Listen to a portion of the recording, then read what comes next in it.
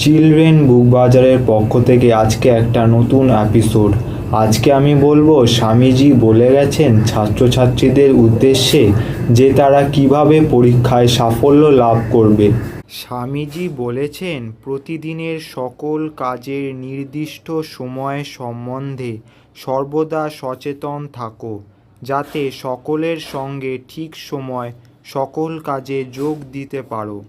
তোমার পড়ার একটি দৈনিক কার্যক্রম এমনভাবে সাজিয়ে নাও যাতে বিদ্যালয়ের প্রতিদিনের শিক্ষণীয় বিষয় কোনো ত্রুটি না থাকে। পরীক্ষা পাশের দারুণ দুর্ভাবনার হাত থেকে নিস্তার পাবার জন্য পাঠ্য বিষয়গুলি বেশ করে আয়ত্ত করে রাখো।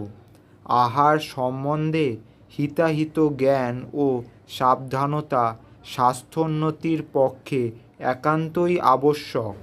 প্রত্যহ ঘুমাবার পূর্বক্ষণে ভেবে দেখো কর্তব্য বিষয়ে তোমার কোনো আজ ত্রুটি হয়েছে কি না।